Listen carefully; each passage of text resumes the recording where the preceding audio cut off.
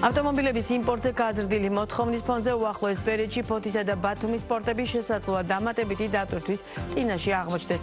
ბაზარზე მოლოდინია, რომ აქციის გაძვირებამდე უცხოეთიდან გამოგზავნილი მანქანების დიდი ნაკადი სწორედ ამ პერიოდში მოაწყდება, რაც როგორც ლოგისტიკურ, ისე საბაჟო პროცესებზე აისახება. რამდენად მზად არის ინფრასტრუქტურა გაზრდილი ნაკადისთვის და არსებობს თუ არა შეფერხებების რისკი პორტებსა და გადაზიდვების მიმართულებით, ასევე საინტერესოა, როგორ აისახება საწვავის გაძვირება და დამატებითი ლოგისტიკური გადასახადები საქართველოს იმპორტ-ექსპორტის ტვირთბრუნვაზე, თემებზე ვრცლად COSCO Shipping Line-ის კომერციულ მენეჯერთან გივი ჩეჩანიძესთან ერთად ვისაუბრეთ. მოგესალმებით. მადლობა გაცემაში სტუმრობისთვის. იმის გათვალისწინებით, რომ საკმაოდ ბევრი პროცესი გაიარეთ, ბევრი პერიპეტიას რუსეთ-უკრაინის ომი, მანამდე პანდემია, ეხლა ჰორმუზის სრუტეში შექმნილი ვითარება, მგონია, რომ უკვე ისე გამოიწვრთეთ აი ამ პროცესში, რომ ნებისმიერ სირთულეს მარტივად ლახავთ. თუმცა ბუნებრივია ძალიან ბევრი სირთულეს გამკლავება გიწევთ და ეს ლოჯისტიკური ჯაჭვები რომ სწორად იყოს თან ტემპში და რაიმე განსაკუთრებულ დაგვიანებებს არ ქონდეს ადგილი, ძალიან ბევრი შრომა გიწევთ. ამ მიმართულებით მთავარ სირთულეებს რა ნაწილში აწყდებით?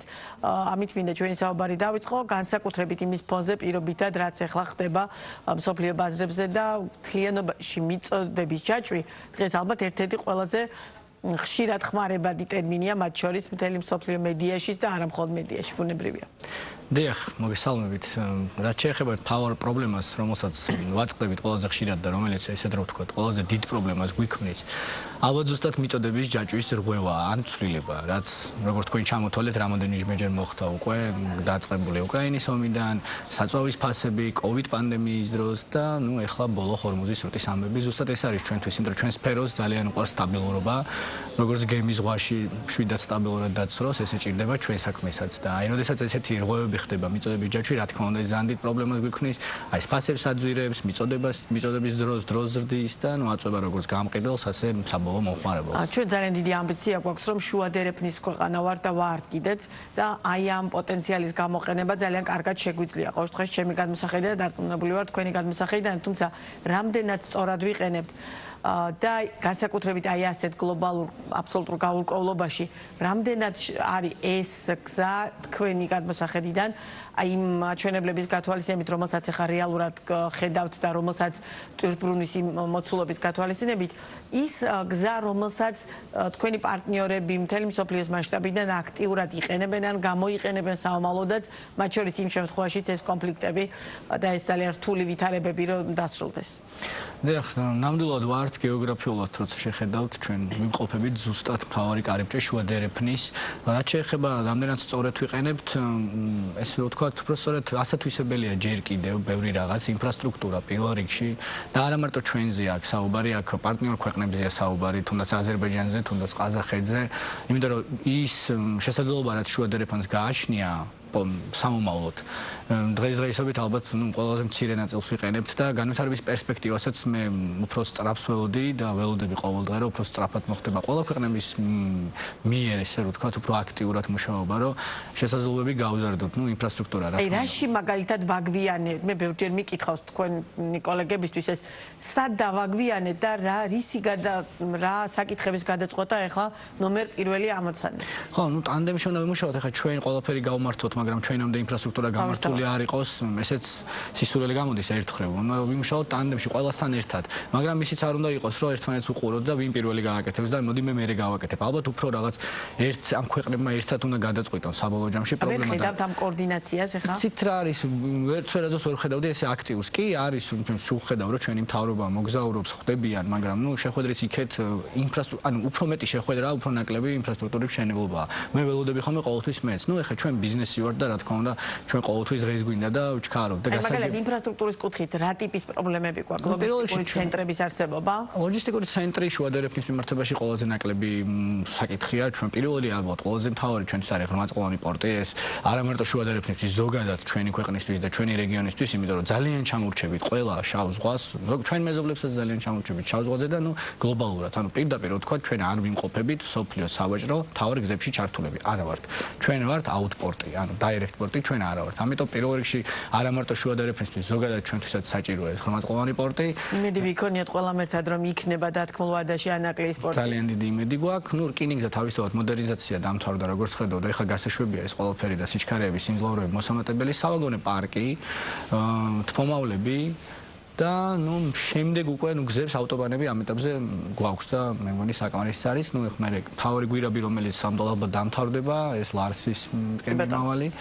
ანუ ესენი რაც ჩამოთვალე არის ყველაზე მთავარი და ძირითადი. ეს როცა გვექნება, მე უკვე ამ ლოჯისტიკურ ცენტრებს, სხვადასხვა კომპანიები გააკეთებენ და მოერგებიან ინფრასტრუქტურას.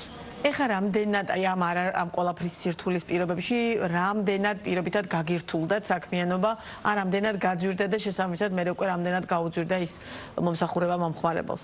ხო, ნუ გართულებას შემცირებას თუ გვაქვს სახეზე თუ პირიქით დაწოლა გვაქვს და უფრო მეტი ტვირთბრუნვა ამ რეგიონში.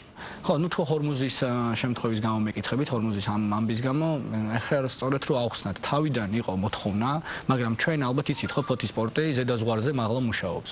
ფოთის პორტი საკონტეინერო ტვირთბრუნვას უფრო მეც აკეთებს, ვიდრე გამოცხადებული აქვს. ანუ ეს რას ნიშნავს, რომ ახალი ტვირთების მოზიდვა წარმოუდგენელია. კი, ჩვენ შეგვიძლია რაღაც რაოდენობა ისე მოვიზიდოთ, მაგრამ ეს აუცილებლად გაგვიზრდის ტრანსპორტირების დროს, აუცილებლად, ნუ უკეთდება ხო გემი ფოთის პორტში ვერ დგება, როგორც კი ჩამონდის. და გემის მოცდენა დიდი ხარჯია. არავის არ უყვარს თავის ტვირთის მოცდენა, პლუს ეს ფასებსაც აძვირებს ყველაფერს და ყველა ზოგადად ეძებს დაბალ ტარიფს. ეს 2-4 არავის არ უნდა ძვირად მუშაობა და ეგეთი შემთხვევები ერთის მხრივ თუ გვაძლევს შესაძლებლობას რომ ტვირთები მოვიზიდოთ, მეორეს მხრივ გვიქმნის უფრო მეტ პრობლემას შორტ პერსპექტივაში და გვიძვირებს ფასი. აი ასეთ დროს მაგალითად რა გამოსავალს პოულობთ ხოლმე, როდესაც პირობითად ფოთის პორტის ასეთი გადატვირთულობის პირობებში რა უნდა ქნათ? აი ასეთ დროს რას აკეთებთ? ანუ ჩვენ ვაგრძელებთ მუშაობას იმ რიტმით, რა რიტმითაც ვაგრძელებთ. ჩვენთვის ახლა მთავარი ამოცანა არის, რომ ის პოტენციური ტვირთი, რომელიც არსებობს და რომელსაც აქვს ინტერესი ჩვენი რეგიონისთვის, ჩვენ გასაგებია და ხვდებით იმას, რომ ამ ტვირთს ვერ მივიღებთ ამ ეტაპზე, მაგრამ ჩვენი მთავარი ამოცანა რჩება, რომ ჩვენ გავაგრძელოთ კლიენტებთან საუბარი, რომ ისინი არ დავკარგოთ და ნუ ზოგჯერ ვცადოთ მუშაობა, ზოგჯერ. ხო, საინტერესო ძალიან კარგი ნაწილი შეეხეთ. თვითონ კლიენტები რამდენად აქტიურები არიან და რამდენად აქეთ გიკავშირდებენ ერთიად თქვენ მიმოძიების, იმიტომ რომ წლების წინ იყო ბუნებრივია, რომ ქართულ კომპანიებს და ადგილობრივ კომპანიებს გიწევდა დაუშვათ კლიენტებთან ძალიან ისეთი აქტიური მუშაობა, იმიტომ რომ მაშინ არ ჩუა დერეფანი და ეს ჩვენი დერეფანიც არ იყო ასეთი პოპულარული და არც საინტერესო. ამიტომ საინტერესოა დღეს სიტუაცია შეცვლილია თქვენი გადმოსახედიდან. ნუ მე ეგრე ვერ შევაფასებდი, იმიტომ რომ ჩვენთვის ჩვენი მთავარი ამოცანა მაინც არის კლიენტებზე ნადირობა, სხვანაირად ჩვენი სფერო არ წარმოგვიდგენია. კონკურენცია დიდია? კონკურენცია დიდია, ჯანსაღია, რაც ქართული კომპანიების შემთხვევაში თუ ზოგადად გლობალურად დიდია. ქართული კომპანიების შემთხვევაში ძალიან დიდია, ვიტყოდი და გლობალური მოთამაშეებთანაც ნუ დიდია კონკურენცია, რაც არის თან ჯანსაღი კონკურენცია და სასიამოვნო, რომელიც ჩვენ შემთხვევაში, ჩვენი კონკურენციის შემთხვევაში ჩვენ მხოლოდ პროდუქტს ხვეწავთ. ჩვენთან ფასებზე კონკურენცია იმდენად არ არის, რამდენადაც სერვისზეა. ანუ ამიტომ ვცდილობთ ყოველთვის უკეთესი გამოვიგონოთ, უკეთესი შევთავაზოთ და რამდენად მოვხიბლოთ კლიენტები.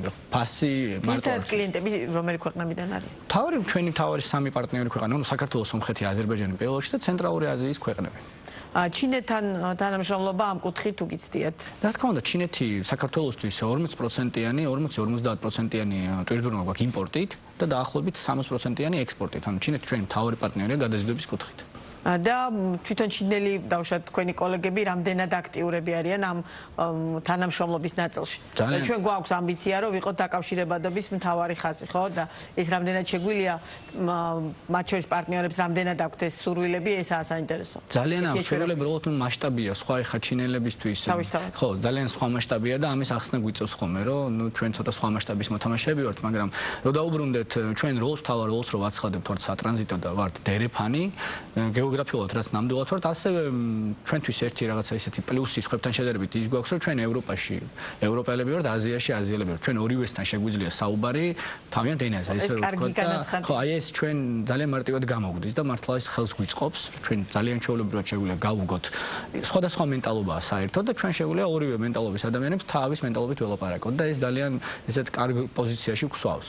რეალურად შეგვიძლია რომ ნამდვილად წარმატებულად გავხდეთ აი ამ დაკავშირება აბადობის მთავარი რგოლი, პოტენციალს თუ ხედავთ ამ კუთხით, იმიტომ რომ ეხლა ბოლო პერიოდში ძალიან ხშირია, როდესაც მათ შორის ბევრი თქვენი კოლეგისთვისაც მიკითხავს, შუა დერეფანი თუ პირობითად ამ შემთხვევაში ტრამპის მარშრუტი, იგივე ზანგეზური და ძალიან ხშირად არის ხოლმე მოსაზრება, ზანგეზურმა ხვალ შეიძლება შუა დერეფანი ჩაანაცვლოს, თქვენი კოლეგების ნაწილისთვის ვერ ჩაანაცვლებს და გამორიცხულია, ნაწილისთვის დიახ ჩაანაცვლებს, ნაწილი ფიქრობს, რომ ეს ორი შემადგენელი ნაწილია და ერთი მეორის გარეშე ძალიან რთული იქნება, იმიტომ რომ ჩვენ მაინც რეგიონის სამხრეთ კავკასიის რეგიონის ერთიან სატრანსპორტო კვანძს წარმოვადგენთ. როგორია ამ შემთხვევაში თქვენი ხედვა? ნახეთ თუ ცოტა მიჭირს მაგის შეფასება, იმიტომ რომ თუ სურვილი იქნა, ჩაანაცვლებს. ჩვენ თუ არაფერი არ გავაკეთეთ, აუცილებლად ჩაანაცვლებს, ხო? ჩვენ თუ დავკეტეთ საერთოდ ყველაფერი. მაგრამ ორივემ რომ ვიმუშაოთ ჩვენი შესაძლებლობის ფარგლებში, მე ვფიქრობ, რა თქმა უნდა, მე შორ პერსპექტივას ვამბობ, სადაც ჩვენ უკვე ინფრასტრუქტურა გამართული გვაქვს და ღრმაწყლოვანი პორტი, მაშინ წარმოუდგენელია ჩვენთან კონკურენცია მათ მიერ. იმიტომ რომ შეიძლება სწრაფად გჭირდება ანაკლიის ღრმაწყლოვანი პორტი. დიახ, არა მარტო ანაკლია, ერთი პორტი პრობლემას ვერ მოაგორებს, ყველაფერი, მთელი ინფრასტრუქტურა უნდა ქონდეს, იმიტომ რომ ჩვენ თუ ესე გავაგზავნეთ, ახლა ხედავთ ხო, პორტი ჯერ არ აგვიშენებია და უფრო მეტ საუბრობთ, ვიდრე ვაკეთებთ. ჩვენ თუ ესე გავაგზავნეთ, მაგრამ იმათმა უფრო მეტი გააკეთეს, რა თქმა უნდა კონკურენციას გაგვიწევს და ბევრ ამასაც დაგვაკარგინებს. პლუს კიდე არ დაგავიწყეთ, რომ იქ უფრო პოლიტიკური მომენტიც იქნება, რომ თურქეთი აზერბაიჯანს პირდაპირ დაუკავშირდეს სომხეთის გავლით და იქ იქნება მაინც რაღაც ტვირთბრუნვას ჩვენ დავკარგავთ, მაგრამ ჩვენ შეიძლება შესაძლებლობა მოგვეცეს, რომ ამ ინფრასტრუქტურას გავმართავთ ის თავარი ტვირთი მოვიზიდოთ, რომელიც ამდენი ხანია გვინდა ის ცენტრალური აზიის ტვირთი. ამიტომ რაღაც თუ ჩვენ გავმართავთ ყველაფერს, რაღაცაში დაგვეხმარება აუცილებლად ის დერეფანი, რომ ესე რომ ცენტრალური აზია რამდენად აქტიურია ჩვენთან ურთიერთობის კუთხით, რამდენად დაინტერესებულები არიან? ძალიან დაინტერესებულები არიან, ძალიან აქტიურები არიან, მაგრამ კიდევ იქ ბრუნდებით, რომ ჩვენ ინფრასტრუქტურის არ ქონის გამო გვიძვირდება ფასები.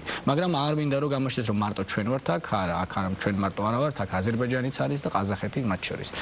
კი ბატონო, და ჩვენი საუბრის ბოლოს მე შესავალ ნაწილში ვახსენე, რადგან ეს ბოლოს ყველაზე აქტუალური თემა იყო. ჩვენ ახლა ველოდებით საკმაოდ დიდ რაოდენობას ავტომობილებისა, სწორედ რომელიც იყო შეძენილი აქციზის გადასახადის აწევამდე, ხო? ამ საკითხზე მიღებულ გადაწყვეტილებამდე. რამდენად დიდ დაწოლას ველით ახლა დაუშვათ პორტებზე და შესაბამისად რამდენად შესაძლებელია ამ ნაწილში გამკლავება, გადამზიდავების გადმოსახედიდან? საკმაოდ დიდ ნაწილს ველით, ჩემი გაცვლებით რაც ვნახე, დაახლოებით 40%-იანი უეცარი მატება იქნება ავტომობილების იმპორტით, სანამ პერიოდში. რა პერიოდში? დაახლოებით მე ვფიქრობ, უკვე დაიწყო შემოსვლა და დაახლოებით უნდა გაგრძელდეს 2-3 თვე.